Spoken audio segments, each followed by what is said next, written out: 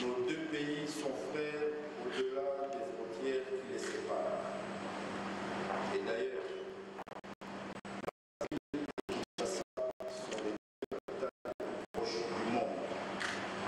c'est tout le sens à donner à ces assises qui nous réunissent en ce moment. Elles s'inscrivent dans le cadre du renforcement d'excellentes relations de fraternité et d'amitié qui ont toujours caractérisé d'une part nos deux chefs d'État et d'autre part nos populations respectives, qui par ailleurs partagent une même culture, une histoire commune et des liens séculaires solides. Les présentes assises vont nous permettre de procéder à l'évaluation sans complaisance des résolutions adoptées lors de la 9e session ordinaire de la Commission spéciale Défense et Sécurité tenue à Gabé en République du Congo et d'apprécier à juste valeur l'étendue de la tâche accomplie et ainsi faire le point sur la situation sécuritaire de nos deux pays. La 10e session de notre commission spéciale Défense et Sécurité qui s'ouvre aujourd'hui dans un contexte international violent devrait nous permettre de prendre la mesure de nos défis propres et de toutes nos préoccupations afin de les mettre à notre intelligence et à notre politique collective. La République démocratique du Congo et la République du Congo ont un dénominateur commun. C'est le Congo. Il est de nôtre. Il est notre terre partagée. Il est notre richesse. Il est notre vie. Il a fondé notre peuple et il a forgé notre culture.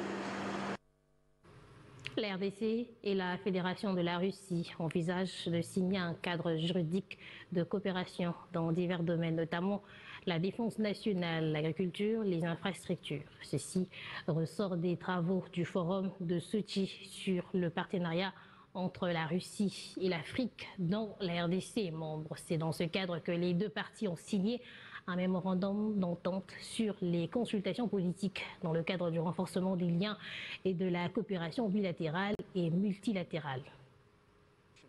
La session plénière. Aux travaux du forum de Sochi sur les partenariats entre la Fédération des Russies et l'Afrique, et plus particulièrement avec la République démocratique du Congo, la ministre d'État aux Affaires étrangères, Coopération internationale et francophonie, et son collègue Gilbert Kabanda de la Recherche scientifique et innovation technologique ont échangé avec leur homologue russe Sergei Lavrov.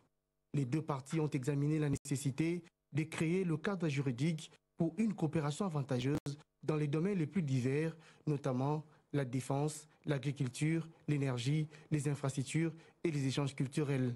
Et donc, dans le cadre de cette année historique pour nous et de cet anniversaire historique pour nous, je voudrais, en mon nom propre et évidemment celui de notre gouvernement, vous inviter à venir en République démocratique du Congo en 2025 pour que nous puissions commémorer ensemble ces 65 ans d'amitié et justement voir comment nos équipes rapidement peuvent se mettre à pour nous monter un programme à la hauteur de cet événement historique et important. La chef de la diplomatie RD congolaise a annoncé à la partie russe que la RDC est candidate au siège non permanent du Conseil de sécurité des Nations Unies pour 2026-2027. Une instance qui, selon elle, devrait être réformée comme le reflet du monde au XXIe siècle. La République démocratique du Congo apprécie hautement notre coopération continue, y compris dans les instances internationales, dans le Conseil de sécurité. Votre pays joue un rôle très important pour la situation particulièrement préoccupante dans l'Est de la République démocratique du Congo et nous sommes reconnaissants pour l'appui sans faille de la Russie sur lequel nous comptons toujours. Et je peux aussi vous rassurer justement de notre volonté de consolider les acquis, comme nous venons de le faire à travers l'accord que nous venons de signer, mais aussi à travers d'autres domaines de coopération et consolider les acquis de notre partenariat. Thérèse Kaikomba-Wagner a en outre rappelé que la situation sécuritaire demeure alarmante dans l'est du Congo-Kinshasa, en proie à l'activisme des rebelles du M23, appuyé depuis 3 ans par l'armée rwandaise qui a violé la souveraineté de la RDC. Ces forums fait suite à celui organisé en 2019 aux questions d'Afrique avec le reste du monde.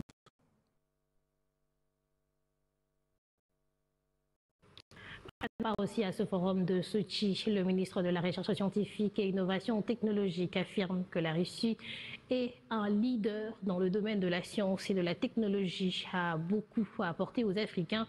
Pour Gilbert Kabanda, ce forum se veut promoteur pour inventer un nouveau Congo. C'est un résultat, un forum prometteur dans le sens que, d'abord pour moi, c'est la première fois que j'assiste. 2, j'imagine que la Russie, qui est quand même un leader dans le domaine de la science et de la technologie, a beaucoup de choses à nous apporter, à nous les Africains. Et donc, est-ce qu'il y a des projets d'intensifier la coopération? Absolument oui, nous avons déjà chez nous initié un grand rassemblement de tous nos cerveaux, ce que nous appelons le génie scientifique congolais, et qui est mobilisé depuis 2 ans maintenant sous ma houlette pour pouvoir inventer un nouveau Congo. Mais dans quel domaine la Russie aide la République démocratique du Congo en ce qui concerne l'enseignement? Il y a beaucoup de bourses d'études qui sont accordées dans le cadre de la coopération qui a débuté depuis très longtemps d'ailleurs, dans le cadre de relations liées depuis l'université Lumumba, ainsi de suite. J'ai appris aujourd'hui du ministre des Affaires étrangères que les bourses ont été multipliées de manière substantielle et je crois qu'avec maintenant la coopération dans le domaine de la recherche scientifique, il y aura des bourses non seulement pour les undergraduates, mais aussi pour le postgraduate et tout ce qui est innovation technologique. Poursuite des États généraux de la justice. Au nombre de thématiques abordées, le droit à la santé pour tous, de la couverture santé universelle au Fonds social de la santé. Le ministre de la Santé publique a plaidé pour la prise en compte des desiderata de la santé par le législateur congolais. Il n'y a pas de justice sans santé, ainsi a fait savoir le ministre de la Santé intervenant de la justice. Devant ses co-orateurs et à l'assistance, Roger Kamba a plaidé pour l'intégration du droit de la santé dans le réforme de la justice. L'aliénabilité de la santé comme un droit fondamental inscrit dans la constitution de la RDC. Des idées aux engagements matérialisés à travers des actions entreprises grâce à une législation ambitieuse pour garantir le droit à la santé pour tous. Sous l'impulsion et le leadership de son Excellence Monsieur le Président de la République, le chef de l'État et magistrat suprême, des textes novateurs et des réformes courageuses ont été entrepris pour assurer notre indépendance sanitaire et bâtir un système national de santé qui a été longtemps laissé à l'abandon. On peut considérer la couverture santé universelle comme l'expression pratique du droit à la santé. Pour assurer l'indépendance sanitaire de notre pays à travers cette couverture santé universelle, nous avons mis en place des mécanismes et des structures de mobilisation, de financement et de gestion interne d'une part, et d'autre part, dans certains cas, la redynamisation de ce qui existait déjà. La couverture des soins pour les populations les plus vulnérables, notamment les enfants, les femmes enceintes et les travailleurs du secteur informel, l'accès aux soins de santé pour tous, des missions assignées à la couverture santé universelle et au Fonds social pour la santé, a dit le ministre sous l'impulsion du président de la République, qui nécessite la pérennisation via la solidarité par tous les ménages. Si la solidarité était organisée, et nous sommes en train de l'organiser, le poids que peserait le système de santé serait beaucoup plus bas que dans les conditions actuelles. La solidarité ne devrait pas être une option, ça doit être une obligation. Si nous arrivons à $13 par de cotisation par famille par an, nous pourrions couvrir tous les besoins de base de santé de notre population. C'est pour cela que nous recommandons que la couverture santé universelle, au travers de la solidarité et donc de la protection financière, soit entendue par ceux qui rendent la justice comme quelque chose qui doit être obligatoire à toute la nation. De cette allocution ressort que la justice équitable devra tenir compte de droits aux magistrats, comme tout citoyen, de bénéficier de soins de santé. Ces droits qui s'étendent aussi à la prise en charge des professionnels de santé et de l'intégration incessante de la médecine traditionnelle dans le système de santé formel, a rassuré le ministre de la Santé publique. Les travaux des États généraux de la justice se poursuivent. Le vice-ministre de la Justice et du contentieux international a fait son exposé samedi. Samuel Mbemba a démontré les avancées enregistrées par la RDC dans le cadre du contentieux international, un secteur qui revêt une importance particulière aux yeux du chef de l'État. Ce membre du gouvernement a décliné également les initiatives que la RDC compte prendre à cet égard. Dans le cadre de la poursuite des travaux des États généraux de la justice, le vice-ministre de la Justice et contentieux international a centré son exposé de ce samedi sous les thèmes contentieux international de la RDC, quelle initiative internationale pour répondre à l'agression dans l'est du Congo-Kinshasa. Devant les différentes catégories des participants, Samuel Mbemba a démontré les avancées significatives enregistrées par Kinshasa dans le cadre du volet judiciaire, un secteur qui revêt aussi une importance particulière auprès du chef de l'État. Récemment, la CPI qui avait arrêté les enquêtes en RDC, revenir, mais c'est pour enquêter à partir de 2002 jusqu'à aujourd'hui. Il va sans dire que le chef de l'État avait aussi engagé des avocats internationaux pour que ceux-ci demandent à la société Apple de donner la traçabilité des matières premières utilisées dans la fabrication des téléphones. Et il s'en suivra un procès non seulement contre Apple, mais aussi contre beaucoup de multinationales. J'ai entretenu les panélistes sur ce qui est déjà fait et ce qui doit encore être fait, mais en tout cas, j'ai insisté sur la clairvoyance du président de la République dans ce secteur-là, et il ne ménage aucun effort, aucun moyen pour atteindre le Rwanda, Paul Kagame et consorts. S'agissant de la guerre rwandaise, le vice-ministre de la Justice et contentieux international a renseigné l'assistance que le gouvernement congolais est en train de préparer une requête à introduire à la Cour internationale de justice pour que cette fois-ci, le Rwanda n'échappe pas à la condamnation comme l'a été l'Ouganda. Pour que cette fois-ci, le Rwanda n'échappe pas, qu'il soit condamné comme l'a été l'Ouganda.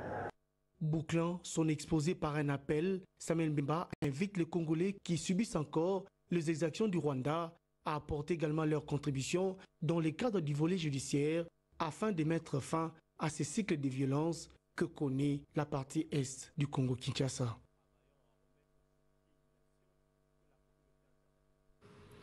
L'atelier de réflexion sur la validation de l'arrêté interministériel fixant la liste des produits phytosanitaires non homologués en RDC appartient désormais au passé. Et durant 2 jours, il était question, à travers cet atelier, d'informer les participants sur le contexte autour de la gestion des pesticides en RDC, aussi échanger autour du draft des arrêtés produits par le ministère de l'Agriculture et leur validation par les experts des différents ministères.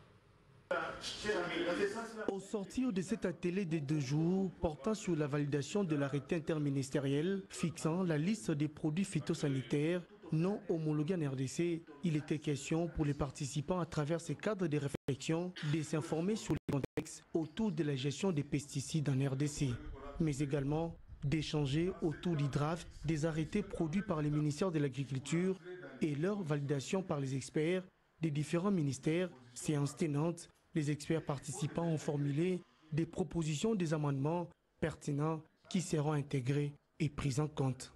Qui dit sécurité alimentaire dit protection de l'homme, des végétaux et des animaux, également de l'environnement. Il était de bon aloi qu'on réfléchisse sur un certain nombre de matières actives ou de pesticides non homologués que nous avons trouvés dans les enquêtes menées à Kinshasa et dans la province de Congo central, précisément à Banzangungu. Nous avons dû les extraire sur la liste, prendre une décision que nous allons proposer à la hiérarchie pour extirper. Ça, c'est une action qui est liée à la sécurité alimentaire. Cet atelier de réflexion a été organisé par les ministères de l'Agriculture en partenariat avec l'organisation internationale non gouvernementale Médecins du Monde France dans le cadre de la lutte contre les trafics illicites des pesticides ou des produits phytosanitaires. Médecins du Monde est une organisation médicale. Donc, derrière tout ce travail, nous voyons l'impact sur la santé. Il faut protéger la santé des personnes qui vivent dans notre environnement et qui travaillent et faciliter leur accès aux structures sanitaires quand il y a un souci qui est développé déjà. Médecins du Monde propose dans les sites où il accompagne les maraîchers et les agriculteurs des alternatives aux produits chimiques qui luttent par rapport aux bioagresseurs, les insectes et empêchent le développement des maladies. À en croire l'ONG Médecins du Monde France, les trafics explosent en Europe et représentent entre 5 et 10% du marché sans que les agriculteurs soient toujours avertis de l'illégalité et du danger que représentent ces produits qu'ils manipulent. Lutte contre la corruption en RDC, et si le législateur congolais formalisait la protection des lanceurs d'alerte par une loi? C'est l'une des recommandations phares de la conférence internationale du lancement d'alerte tenue à Kinshasa, organisée par PPLAF avec le concours de la CENPAF et l'ambassade de Suède. Ces assises ont connu la participation des lanceurs d'alerte africains. Le genre, le renforcement de la loi, les mécanismes de protection de ces acteurs, autant des sujets abordés au cours de ces travaux de 2 jours. Lanceurs d'alerte et acteurs d'investigation, tous venus du continent, ont eu des échanges nourris au cours de la conférence internationale sur le lancement d'alerte tenue à Kinshasa du 7 au 8 novembre. Centré sur la bonne gouvernance et la lutte contre la corruption, les 2 jours de travaux ont permis aux participants d'échanger sur les meilleures pratiques de protection des lanceurs d'alerte en formulant quelques recommandations phares, notamment la rédaction de lois sur les lanceurs d'alerte. Il faut qu'on réfléchisse ensemble sur la manière de mettre en place une loi qui protège les lanceurs d'alerte. Ça veut dire faire aussi une sensibilisation des élus de la République pour qu'eux fassent le travail en tant que parlementaires de voter ces lois-là. Aussi, autant que possible, demander à nos gouvernements d'agir, de faire en sorte qu'il y ait ces dispositifs. Dispositif, ça veut dire protection physique, protection numérique, mais aussi des ressources, parce que protéger les personnes, ça demande de l'argent. Parmi les thèmes développés, l'on note le rôle clé des lanceurs d'alerte dans la lutte contre la corruption et la criminalité financière, la protection des lanceurs d'alerte en Afrique et en République démocratique du Congo, entre succès et exil, comme ce fut le cas de Jean-Jacques Lumumba, aujourd'hui de retour pour prendre part à ces travaux. Contribue dans l'amélioration des questions de gouvernance. Et il est important que le Congo puisse se mettre aussi au pas, se normaliser en protégeant les lanceurs d'alerte, les dénonciateurs, des personnes qui travaillent et qui contribuent à ce que les recettes de l'État puissent augmenter. Parce que vous savez, quand il y a moins de détournements, quand il y a moins de coulage de ressources, il y a plus de budget, il y a plus de recettes dans les caisses de l'État et ça permet à l'État et à une nation de se développer. Donc c'est important, tout ce qui a été dit dans cette conférence. Ces participants convergent vers des législations efficaces pour la protection des lanceurs d'alerte. Des députés nationaux participants ont même décidé de porter cette cause. L'idée, c'est que chacun puisse jouer son rôle. Les députés se sont engagés à pouvoir élaborer une loi sur la protection de lanceurs d'alerte. Donc on va arriver à cette procédure-là. La société civile va faire pression de pouvoir appeler à ce que les choses puissent se réaliser comme il se doivent. Voilà pourquoi on veut qu'on puisse travailler ensemble. Les choses doivent se passer de la meilleure de manière. Et on était très contents que cette activité se déroule en parallèle, en tout cas avec les états généraux de la justice. Ça montre qu'il y a une synergie de forces qui doivent se mettre ensemble afin les choses puissent avancer. Cette conférence organisée par la plateforme de protection des lanceurs d'alerte en Afrique PPLAF, en partenariat avec l'Agence suédoise des coopérations internationales du développement SIDA, ONUDIC et le Congo n'est pas à vendre, ainsi qu'Ebouteli, a permis de cimenter la collaboration des lanceurs d'alerte en vue de renforcer la lutte contre la corruption, en vue d'une bonne gouvernance, non seulement en RDC, mais aussi en Afrique tout entière. Première édition de l'Agora de la femme congolaise. La première ministre a réuni plus de 500 femmes œuvrant dans différents domaines de la vie. Ensemble, elles ont discuté sur le leadership féminin pour l'émergence socio-économique du pays, tenue en marge du lancement de 16 jours d'activisme contre la violence basée sur le genre. Cette rencontre a permis aux participants de formuler des recommandations et suggestions visant à améliorer la situation de la femme et sa participation au développement socio-économique du pays. Elles sont plus de 500 réunies au chapiteau de l'hôtel Pullman à Kinshasa. Des femmes des divers secteurs de la vie nationale qui ont réfléchi sur la bonne gouvernance et l'émergence socio-économique de la RDC.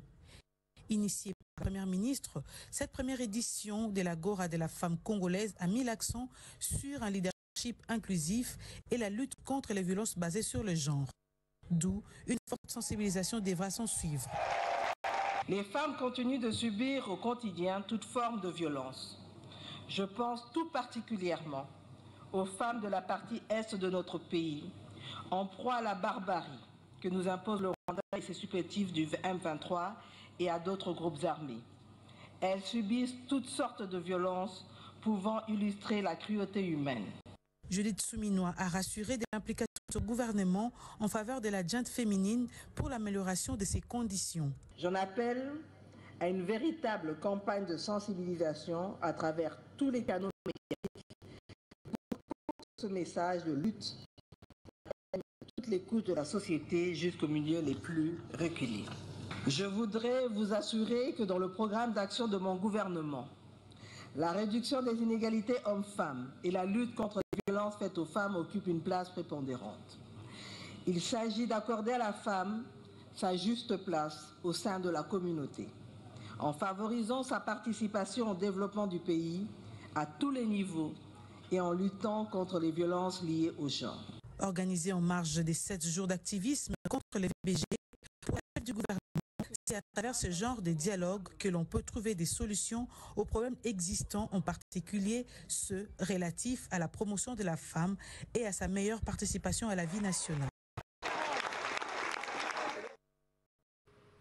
Dans un communiqué publié dimanche dernier par le commissariat provincial de la ville de Kinshasa, il a été annoncé l'interdiction pour la police de circulation d'interpeller les conducteurs de véhicules sur les artères principales de la capitale, y compris le boulevard du 30 juin jusqu'à l'hôpital du Cinquantenaire, passant par le PNMLS et l'avenue de Libération ex-24 novembre. Cette mesure vise à lutter contre la tracasserie routière. Le commissaire provincial de la police, Blaise Kilimalimba, a pris cette décision en réponse au phénomène sécuritaire.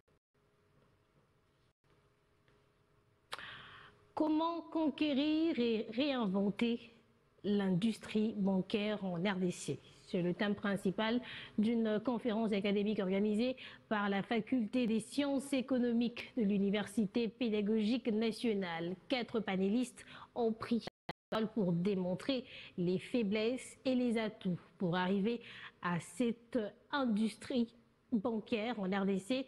Pour le doyen de la Faculté de sciences économiques et de la gestion de cette alma mater, le professeur Claude Soumata, cette question pose la problématique de l'entrepreneuriat et rien n'empêche les Congolais à investir dans le secteur bancaire où la majorité des banques commerciales appartiennent à capitaux étrangers.